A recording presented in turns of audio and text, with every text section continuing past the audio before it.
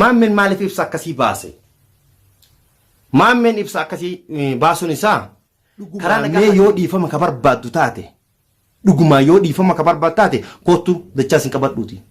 Karaa nagaatiin amma akka tasgabbooftee asoftu kanatti tasgabbaa'ee kottuti karaa nagaatiin ni xumurraa yoo didde immoo wono laale tabiraata si bira jirtullee ni fidda mataa si facaasee ati mataa na facaasuu dhiisi. Ija deemtu kanaan tanka akka socho'aa jirtu kanaan dachaasis waan harkaa fuudhuu hin dandeettu. Dhiifamaan gartee miti waa hundi irra walii dabaraadha jee.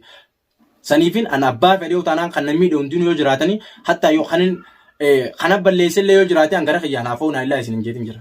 Gadhiisaa dhiifama walii goonaa. Ana harkeen seente ani seente sin jedhe bas homaa ammallee taran ni seente har'allee baruullee taran ni seente. Funyaan ura sarkaa fuudhachaa sin ammallee funyaan ura mush tolaanuu funyaan ura dachaa sin sarkaa fuudha. Sochiin ibsaan godhaa jiru tangaarfiin ibsaan godhaa jiru gara gaagamaa waan nu geessuuf. Kanaaf magaalaa ijaartee nama ijaartee humnaan lubbuu namaa qisaasuuf hin deemine. Warri gara nagaa deebi'aa nagaa waliin fudhadhaa jettan ani fudhataadha. Jechuudha wal miidhuun hin barbaachisu akkuma dura jenne akkuma aarii taane malee akka aariin na godha malee ka ibsaa suuta fixanna rakkoon qabu. Akkas fayyadame. Assalaamu alaikum wa rahmatullahi wa barakatuh. Jirtu hordoftoota keenya akkam jirtan baga jiratan alhamdulillah rabbil alamin unoo arra nagaa buusi maammee dachaasis gadhiisii yaa'in faayidaa isiniin qabu waliin qixxaayinaa ibsaan hin qixxaayinii dhiisii warri naan jettan onnee qofa naa ol kenna ani dhiisuuf qophiidha karaas. Oromoo waan jette taafii tajii dandaqabanii tamaaf ol qabanii jedhan. Amma wanni dabree jira ka godhamee jira ka lolamee jira ka tumamee jira. Ka adduubamee jira jechuudha.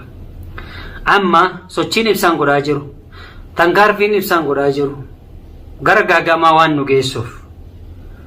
Kanaaf magaalaa ijaartee nama ijaartee humnaan lubbuu namaa qisaasuuf hin deemineetii karaa nagayaatiin osoo fixanne an gama kiyyaan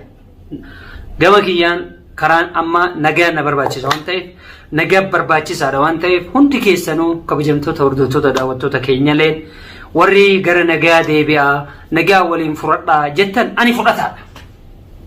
Duraayyuu ofii na tuqan malee ani isaan hin tuyne. Ofii na tuqanii ani tuqaa hin danda'u.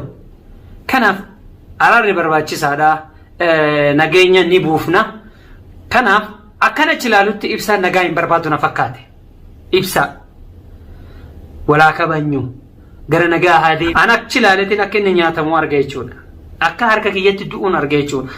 Hanga dachaasiin baasutti lubbuu tiyya baaseedhee nama dunuunfatee deemu. Inni nama dunuunfatee deemu ibsaa jechuun nama dunuunfateetuma deemu namatti. Dunuunfatee deemu jira. Kanaaf dunuunfanni isaa kun akka isan baafne hin beekan. Nuti wanti maammeen kana akkana jedhaa jiruuf qaxxii isa duuban ergama isa namoonni isa duuban isa ergaa jiran guutuu irraa hinee jirra jechuudha. Kanaaf jechuudha. Durumaa jechuudha wanti inni zarraaf akkasi maali jedhuuf namoota sana abdateeti malee wanti akka wanti inni dachaasin godhu tokko hin jiru jechuudha. Dachaasin kalaas gadhiisa. Wanni ati humnaan deemtu takka hin jiru. Dachaasin gadhiisa. Kanaaf maammeen maaliif ibsa akkasii baase? Maammeen ibsa akkasii baasuun isaa karaa nagahaatiin koottaa dhiifama isiniif godhaa jaarsummaadhaan jechi inni jedhe sun dhugaadha moo soba? Seenaawwan wanti inni eenyumtuu waa godhu tokko hin jirudha. Hin dhageettasumaan. Guyyaa kaleessaa Abdulaziz Abdiin jechuudha. Maan faaraa jette? Maan faa ibsaan asiitti naqee oofuudha jette. Hin sobin. Sobde harkaan afaaniin fi karaa adda addaatiin ooftu. Anarraa wanti ati jecha odeessiteef wanti ati irra narraa buuftu tokko hin jiru jechuudha. Ani immoo kamuree murteessum sammuu kiyya malee sammuu namaatiin akka kan ka'e hin deemu jechuudha. Ati sammuu namaatiin ajajamaa jirta. Ati sammuu namaatiin ebalu yoo kana godhi siin jedhe kana waan san gochaa jirta jechuudha. Sodaa inni nurraa qabuufi magaalaa guutuu itti hiinee jechuudha. Kanaaf amshiira dachaas waan tokko hin ta'u hin sodaatira. Amma bakka inni seenu dhabamee iddoo guutuu irratti hiinee jechuudha. Magaalaa guutuu irratti hiinee jechuudha. Yeroo waraqata raamsinee fakkeenyaaf karaa inni baheen barbaacha isaati. Wanti inni dhiifama jedhuuf dhiifama karaa nagahaatiin dachaas hin gadhiisati karaa nagahaatiin jaarsummaadhaan kootteettuuf sodaatteeti.